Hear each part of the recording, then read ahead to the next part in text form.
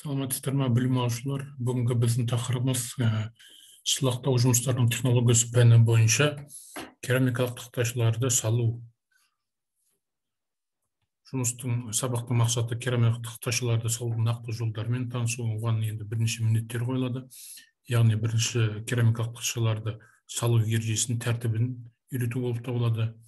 Оған арналған қандай құралдар қолданамыз, оның желімдері дайындау, керамикалық тақтайшаларды жабыстыру ережесін білу қажет.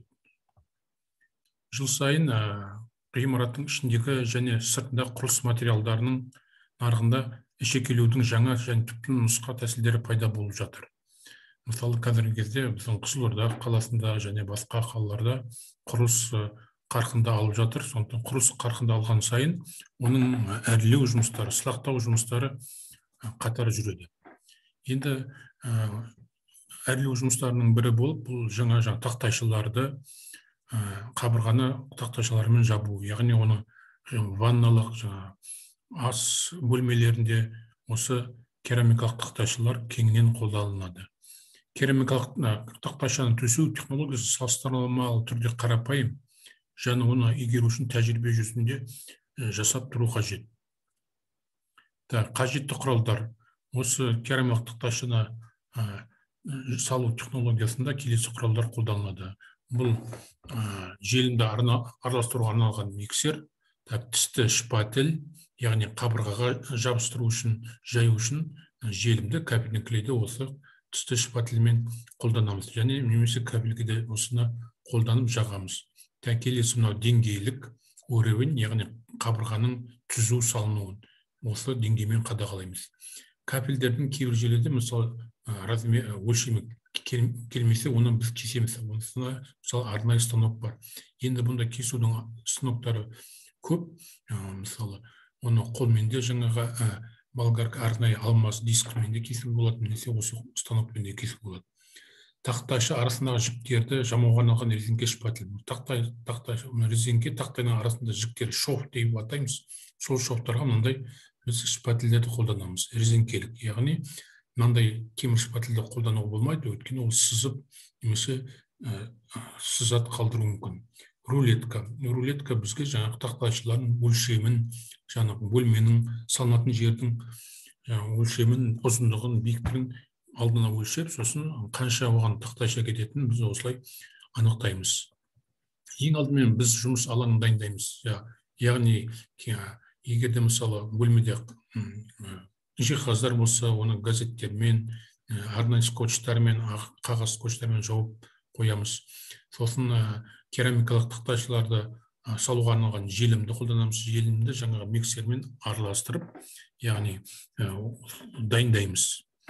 Сосын сонымен қатар жаңағы қабырғаны біз кейбір жерлер дұрыс емес жерлері болса, ол жерлерді тазалап қоямыз. Яғни арнайы грунтовкалаймыз, бетін тегістейміз, осындай жұмыстар жүргіземіз.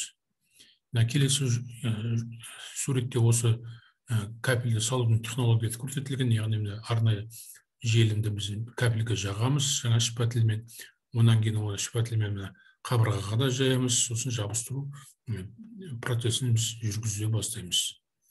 Керамикалық тақтайлар төсеу технологиясы бойынша мұнда қыстырғыш крестер бар. Мына жерде крестер көрсетілген, сосын тастан жасалған барлық элементтердің арасында қашықтық бірдей болады. Яғни осы крестерді біз салып отырамыз. Салсақ, яғни оның арасында қашықтықтар бірдей болады. Және осы крестер арқылы көмегімен жүргіземіз. Мінекей осы келесі суретте слайдта осының несі көрсетілген, крестердің қалай салынғаны, яғни екі жерге саламыз, ұзындығына, қалыңдығына, яғни осы жіктер бір-бірімен бәрі бірдей болу керек. Келесі кейбір кезде осы плиткаларды біз размер болмаса, кейбір жерге мысалы ұзынына сәйкес келмейді, оны біз арнайы станокпен кесеміз. Жаңа алдында слайдта көрсетілген. Енді кесіп болғаннан кейін, осы бәрі керамикалық тақтайша дайын болғаннан кейін, біз мына арасын, жіктердің арасын арнайы цвет беру үшін оған арнайы бояғыш жаңа ерітінді қолданамыз. егер де бізге қажетті реңк керек болса, түс керек болса, біз оған арнайы пигменттер қосамыз. Мысалы, ал біздің жағдайда бізде ол сұр болған, сұр түсті бояуға боямыз. Сұр түсті бояу үшін арнайы біз соған арналған жаңағы желім немесе ерітіндіні қолданамыз. Барлық аралықты алып тастағаннан кейін оны резинка шпательмен мысалы жағып, біз қажетті реңк жағып қоямыз. Жаққаннан кейін арнайы суланған дымқыл немесе өте жұмсақ жөкемен мысалы тазартамыз, бетті тазартамыз. Біраз уақыттан кейін осы бәрі құрғап болғаннан кейін біз арнайы қалдықтарынан тазалап алып, жұмыс орнымызды тазалап, осы тақтайшаның түрін береміз. Мінекей келесі суретте осы тақтайшаның мысалы беті көрсетілген. Нәтижесінде біз осыны интерьерді, қажетті интерьерді, әдем интерьерді біз осының көмегімен аламыз. Тыңдағандарыңызға рахмет.